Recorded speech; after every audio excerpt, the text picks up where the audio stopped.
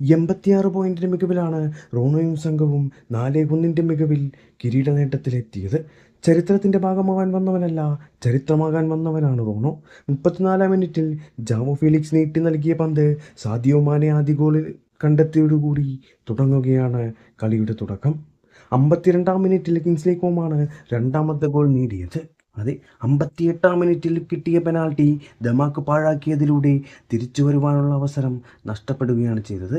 തിരിച്ചു വരാൻ ശ്രമിക്കുന്ന ദമാക്കിന് മുമ്പിൽ 5 മിനിറ്റിന് ശേഷം റൊണാൾഡോ ഒരു കൊടുങ്കാറ്റായി അവതരിക്കുകയാണ് ചെയ്തത്. അതെ, ഫ്രീ കിക്കിലൂടെ പന്ത് വലയിലെത്തിച്ച റോണോ കിരീടം ഉറപ്പിക്കുകയായിരുന്നു. കടുത്ത മത്സരം ഇരുവരും കാഴ്ചവെച്ചെങ്കിലും 81-ാം മിനിറ്റിൽ റോണോയുടെ രണ്ടാം ഗോൾ വന്നതോടുകൂടി അതെല്ലാം അവിടെ അവസാനിക്കുകയായിരുന്നു. അങ്ങനെ 4-1 മികവിൽ ദമാക്കിനെ തകർത്ത റോണോയും സംഘവും കിരീടം തൂക്കിയിരിക്കുന്നു. കാലമൊരിക്കൽ കൂടി മുന്നറിയിപ്പ് തരുന്നുണ്ട്. ഒരു കനക കിരീടം അദ്ദേഹത്തിൻ്റെ പേരിൽ എഴുതാൻ ബാക്കിയുണ്ട്. വേൾഡ് കപ്പിൻ്റെ മണ്ണിൽ ആ സുവർണ കിരീടവും അദ്ദേഹത്തിൻ്റെ കൈകളിലെത്താൻ ഇനിയും സമയം വിദൂരമല്ല. എതിരെ നിൽക്കുന്ന ടീമുകളെ തകർത്ത് കനക കിരീടം സ്വന്തമാക്കണം.